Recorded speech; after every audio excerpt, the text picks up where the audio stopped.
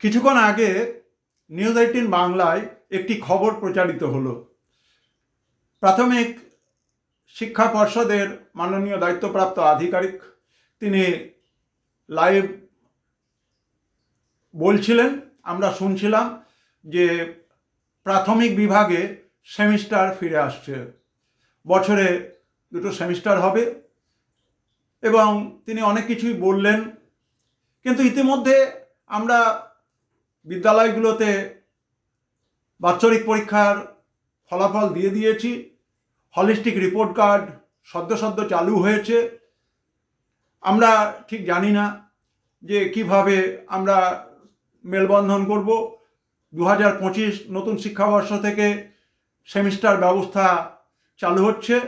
আমাদের রাজ্য যে শিক্ষানীতি প্রণয়ন করেছে, শিক্ষা দপ্তর অনুমোদন দেওয়ার পরে আজকে আমাদের মাননীয় প্রাথমিক শিক্ষা পর্ষদের দায়িত্বপ্রাপ্ত আধিকারিক তিনি প্রেস মিট করলেন।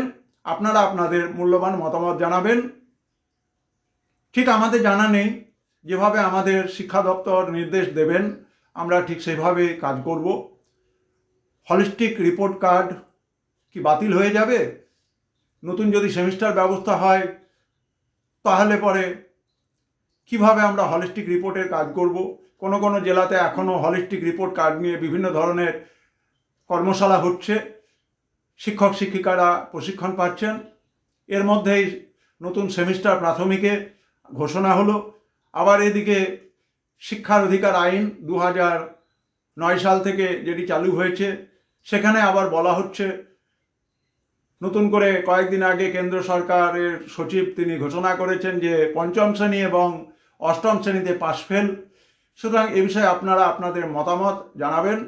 আমরা চেষ্টা করব আমরাও নতুনভাবে শিক্ষিত হব এবং আপনাদের সামনে নতুন ভিডিওর মাধ্যমে তুলে ধরব। সবাই ভালো থাকবেন, সুস্থ থাকবেন।